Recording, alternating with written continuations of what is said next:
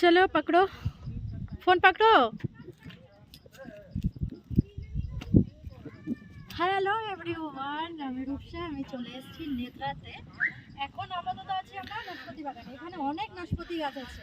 যেমন আমাদের কলকাতাতে সবার বাড়িতে একটা করে পেয়ারা গাছ আছে, ঠিক এখানেও সবার বাড়িতে একটা করে নাশপাতি গাছ আছে। আর যেগুলো বাড়িতে আছে সেগুলোতে অনেক নাশপাতি আছে, কিন্তু এখানে আমরা চলে এসেছি বাগানে। যদিও দেখো বাগানে অনেক সুন্দর ফল আছে। এগুলো এখন ছোট ছোট, খুব একটা বড় হয়নি। সামনের মাসের মধ্যে বড় হয়ে যাবে, ওই কিছুটা আমের সিজনের মতো। আর যদিও আমরা এখানে বাগানের ভিতরে আসো,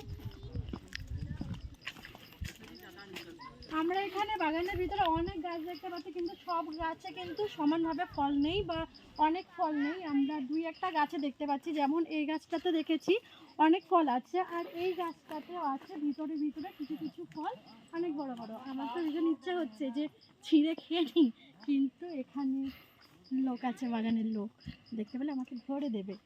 তো যারা যারা নাশপাতি গাছ দেখেনি এখনো পর্যন্ত, তারা দেখো আর আমাকে জানাও কেমন লাগছে। আমার দারুণ লাগছে, দারুণ নাশপাতিগুলো। তো আমার ভিডিও আপাতত এখানেই আমি রাখছি। এবার আমারও একটু তো মজা করতে হবে না। টাটা।